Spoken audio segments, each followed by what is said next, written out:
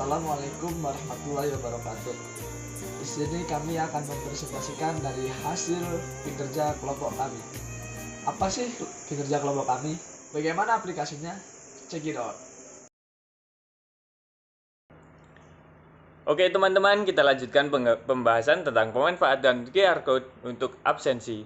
Oke, selanjutnya yang pertama kita perkenalan dulu.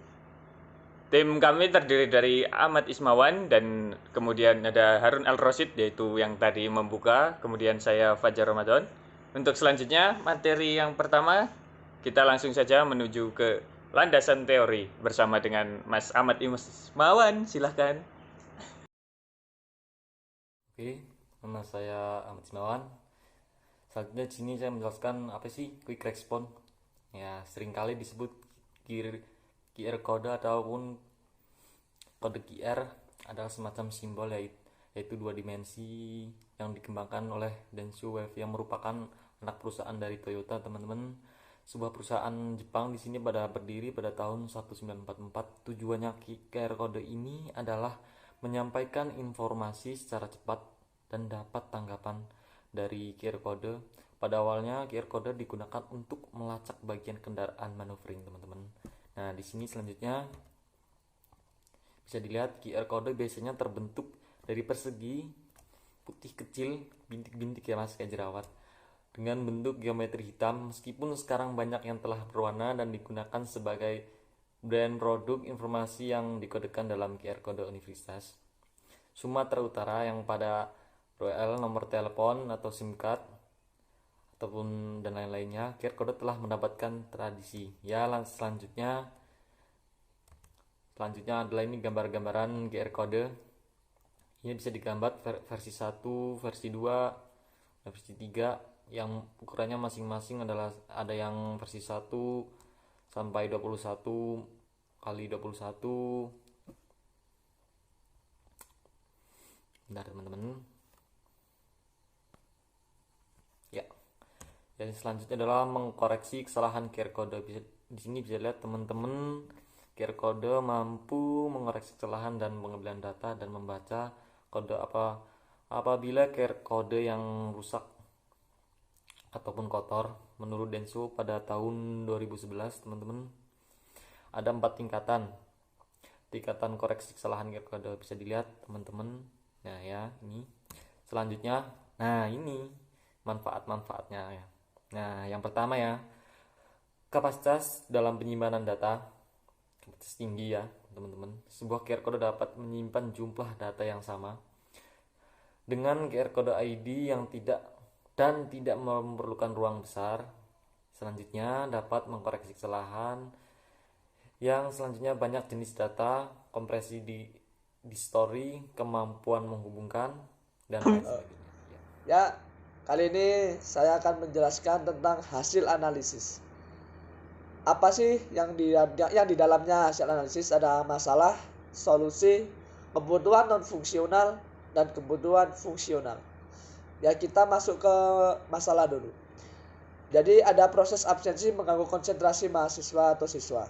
Beberapa mahasiswa sering kehilangan bolpen saat mengisi absen.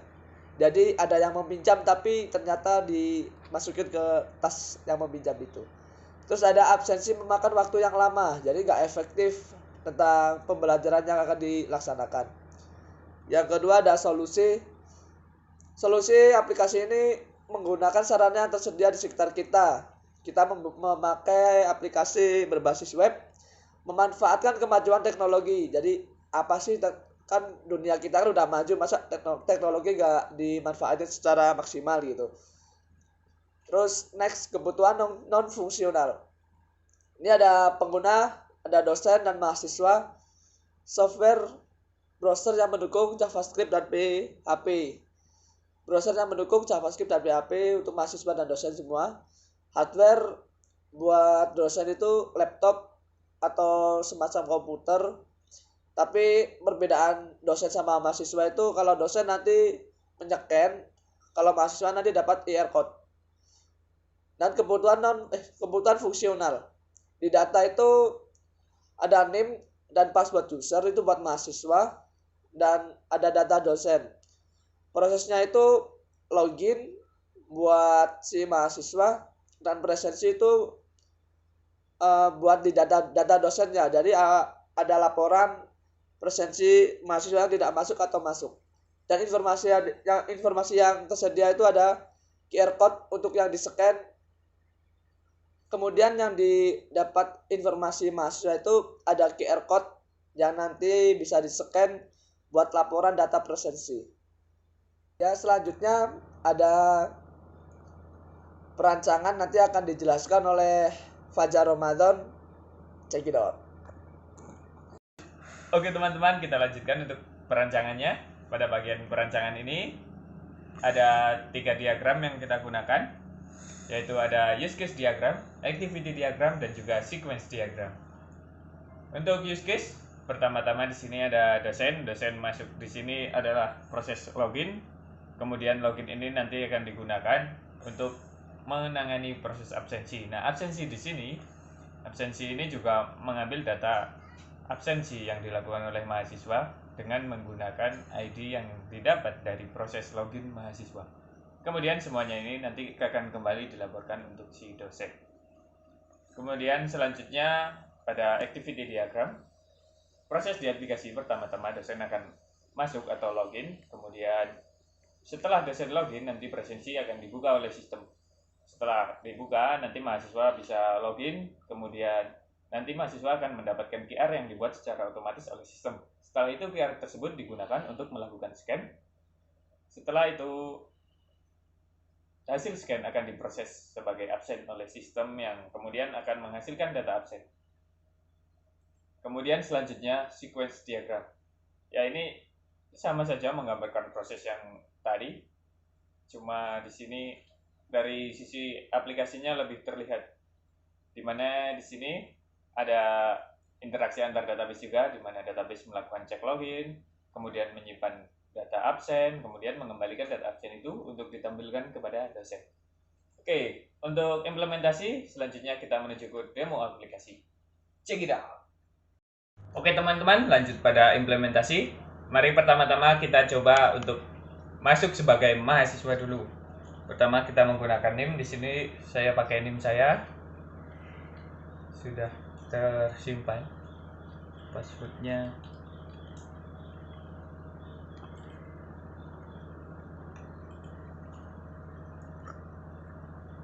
Oke ya, nampaknya lemot sekali. Oke, setelah masuk kita harus memasukkan NIM lagi. Ini digunakan untuk mendapatkan QR code yang kita pakai untuk proses loginnya. Kita masukkan NIM. Setelah itu kita generate. Setelah dapat, kita tinggal buka untuk halaman loginnya. Oke, sebentar. Saya login lewat HP saya dulu untuk scan-nya biar gampang.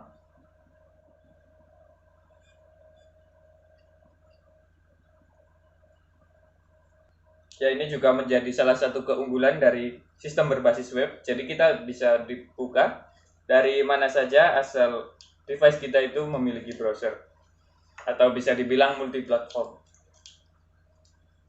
Oke ya, saya sudah masuk, saya sudah dapat QR-nya. Sekarang kita coba masuk sebagai dosen. Kita masuk ke aplikasi sebagai dosen. Di sini kalau dosen kita memakai username, karena kalau pakai nomor ID dosen tentu saja terlalu panjang.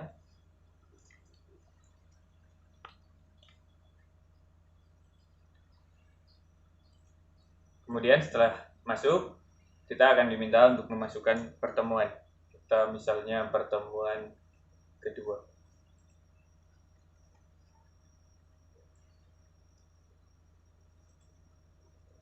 Nah, di sini aksesnya kita izinkan.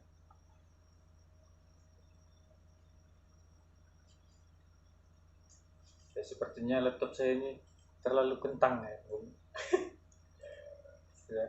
Sabar, farming dulu bos. Oke, tinggal kita scan QR-nya. Nah, proses absen pun selesai. codingnya di sini untuk scanner dan juga untuk scan QR-nya. Untuk ini kita gunakan yang kita buat untuk melakukan pembuatan QR code, kita menggunakan jQuery yang dibuat salah satu programmer handal dari luar negeri. Ini kita bisa download aja, namanya Webcode Cam.js. Ini juga kita gunakan selain untuk membuat QR code, juga untuk melakukan scan-nya. Untuk desain-desain yang lain itu sesuai selera, bisa disesuaikan dengan selera masing-masing. Oke, itu saja dari kami. Terima kasih atas partisipasinya untuk memajukan channel kami. Good luck!